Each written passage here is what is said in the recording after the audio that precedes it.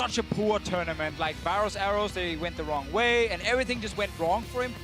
This year in the LPL, he's had fantastic periods of time, of play, and less fantastic, really terrible ones, to be honest. Most of Summer Split, though, he was actually very good. Yep. Especially towards the end of it. So I really want to see what he can do, because mechanically he is such a gifted player, but so is Doublelift. And Doublelift, honestly, was fantastic last year in the 1v1s. So much as we like to joke about him because he can take them, he is extremely proficient, especially in trades on AD carries. He really understands when is the right time to go for a minion, and when is the right time to go for a trade. And we get to see some of the AD carries being removed, obviously, because you are playing as a mid laner versus an AD carry. Syndra has to be taken away. Something like LeBlanc is something that We1less can play, but he also has a pocket pick. He played a lot of Corgi mid lane in the LPL, and I think Corgi is just fine in the 1v1 map if you don't feel too comfortable playing like one of the available AD carries. The problem with Corgi is, I would say maybe mana, but mana if you optimize your poke again on minions and champions at the same time, you can whittle down the sustain game.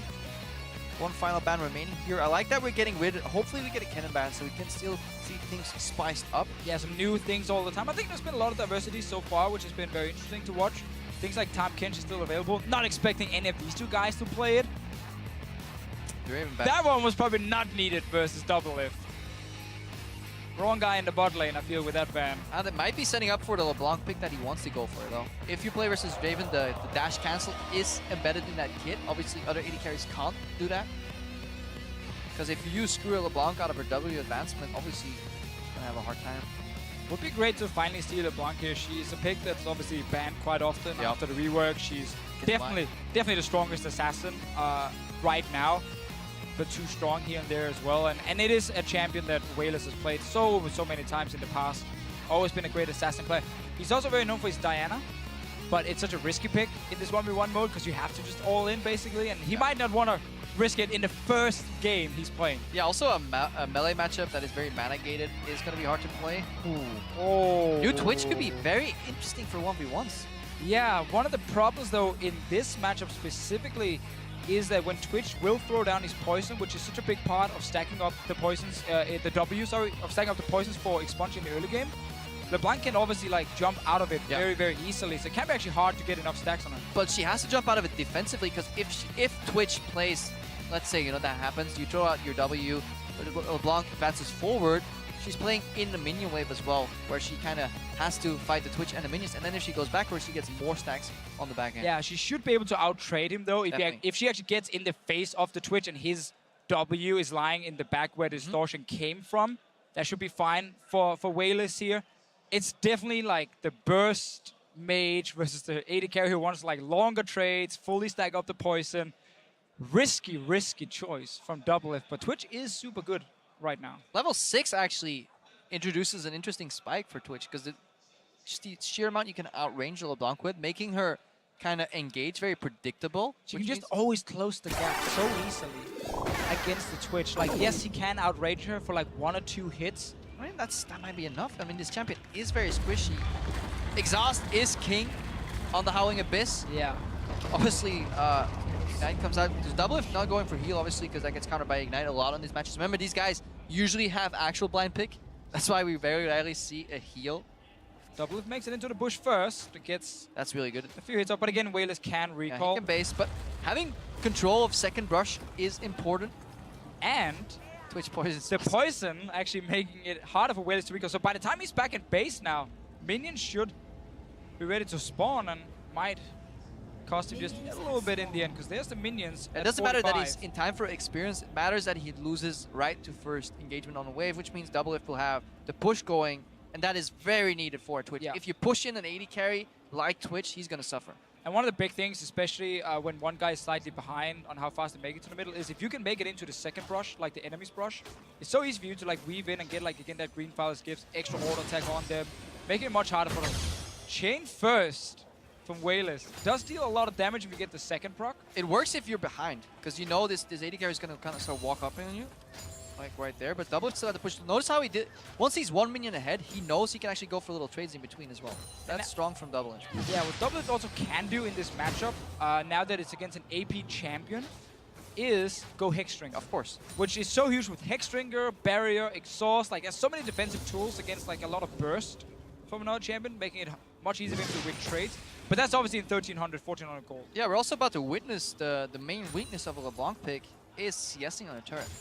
Really hard to do so if you're not having access to continuous mana pool. Yeah, we talked about how the tower works with the caster minions. With the melee minions, it's actually even more annoying because the tower will deal about 50% damage on the melee minion. So if you don't hit it at all, the tower will just take it down on the second shot, and there's really nothing you can do against it. We1less went for a W that lasted a minion at the same time and hit Doublelift, but his E missed, which gives Doublelift the preferential trade. He needs to keep this wave position like this, though. He's waiting for the minion, the relic to spawn. He gets it. These guys obviously have practiced a metric ton of games, so they know exactly when this relic comes out. Yeah, LeBlanc will keep missing CS on the tower 100%. And also allowing Doublelift to throw the poison down exactly where he did it here. So We1less has to decide between standing in the poison and getting the last hit. But Doublelift just took a power shot there. That's the problem. This poison will continuously give you tower aggro the second you step forward, because Doublelift was setting up to punish We1less when he went for a CS, but the tower triggered a lot earlier than he expected. And this was huge, because Doublelift instantly used Exhaust. We1less kept his. He went for like a bait all-in, where he goes for the summoner spell, jumps instantly back, and now, because he has Distortion, he can close the gap again with Exhaust. He can go for a fake base into Q. Oh, he tried to because the chain is down. If he use the sweeper! There we go. Damn, I got so into that. Don't yell that loud, man. We can hear. They're like really close.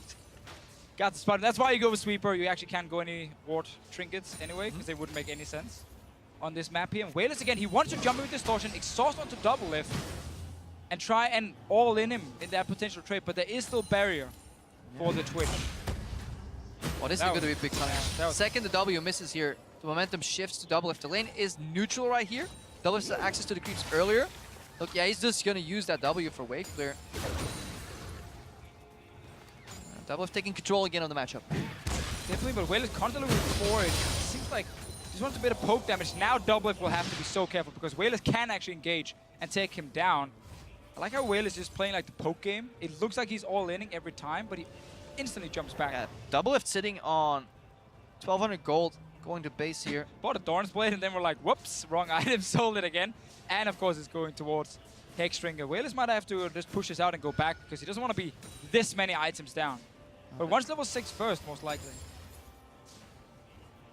Reset the wave as well, but look at how annoying it is for LeBlanc. She never wants to use spells on the waves. Yeah, and she's actually too far away from level 6 to get it before Doublelift is back in this lane here. So he's not really losing out on anything, and he is going to get quite an advantage on CS. Yeah, he could actually just freeze here too, to deny a couple of creeps, but again, this is not in the matchup where it goes to 100 CS. If this was a 100 CS matchup, a freeze would deny about 4 creeps by the time We1less is back, but it would put you on the risk of then having to CS on a tower. You would only freeze if you have an AoE champion that then can then immediately clear out the wave. And now if you guys look at the items, you see Doublelift had to spend all his gold on actual items and no sustain in here other than what he gets from the Dorn's Blades here, where We1less actually managed to get some sustain with the potion, and that can be very important when he's jumping in and poking and then jumping back and trying to out-sustain a little bit.